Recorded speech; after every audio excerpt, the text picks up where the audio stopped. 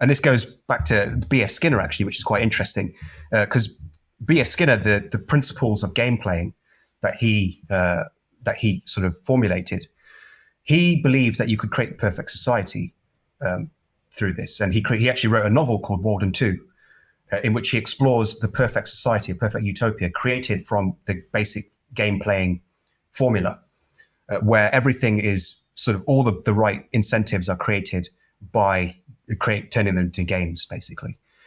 So you create an entire society based around game playing.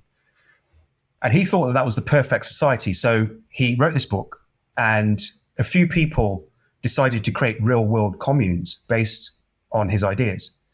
So there's a few communities out there that I think still exist, and they actually were quite successful. Although they're small, they're very small. There were other larger ones which didn't work out, because when the people actually tried to make the ideas happen, they realized that the ideas just weren't workable. They sounded great on paper, they seemed amazing on paper, but when they actually tried to make it happen, it just wouldn't happen. And there was a wayward student of B.F. Skinner called Matthew Israel. And he decided to try to use Skinner's principles of creating a perfect society to rehabilitate difficult children, so children with autism and other things like that. Unfortunately, that led to the creation of something called the Judge Rotenberg Center, which is a notorious place where children were tortured, many of them to death, because the system just didn't work. What sounded great on paper did not work in the real world. And so it ended up with these kids being electrified. They were tortured with electroconvulsive therapy, and many of them died. It's pretty horrific. And weirdly enough, the Judge Rotenberg Center still exists today, and it still is in charge of difficult children. But it shows that what works on paper necessarily won't work in the real world. And so I think one of the good things is that a lot of these ideologies that people have on both the right and on the left will finally have to actually confront reality.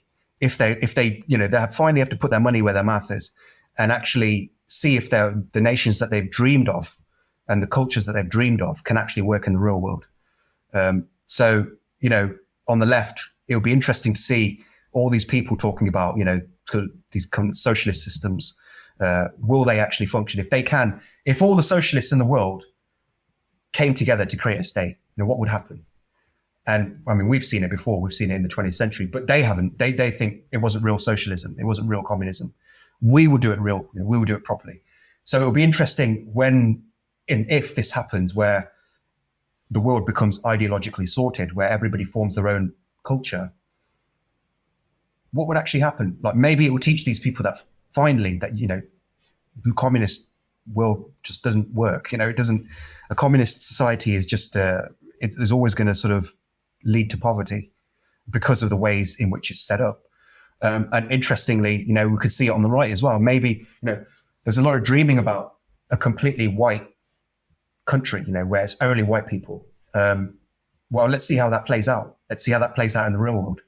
I know that there have been communes where there have only been white people, and they haven't worked out very well because, as you said, these people have false ideas of what that would actually mean. And there's a tendency on the right to sort of nostalgify what the past was, where they sort of tend to idealize the past in ways, like, for instance, there's this one sort of kind of like trad woman online who I won't name, but she posts a lot about how the world was perfect back in the day because, you just basically walk around and you'd just pick fruit off the trees and you could eat fruit off the trees. She doesn't realize back in the day of the Garden of Eden. Yeah. She doesn't realize that actually all of the fruits that we have today were selectively bred over hundreds of years. Like the original banana, for instance, is repulsive. Like, it was tiny. The original banana was a tiny little thing like that. It was hard. It was filled with seeds. It wasn't very sweet. It wasn't even very nutritious. And in order to get this big, massive, voluptuous thing that we have today in their supermarkets, you had to selectively breed it over like hundreds of years, and the same with tomatoes and all these other fruits, so, and also, food didn't just grow. It didn't just naturally grow. You had to fertilize it, and you had to engage in sort of large scale farming and irrigation and all this sort of stuff. And that all required a lot more work than people think. So, a lot of these kind of people, I think, they haven't really experienced what it's like to actually go back to nature and to actually live off the land.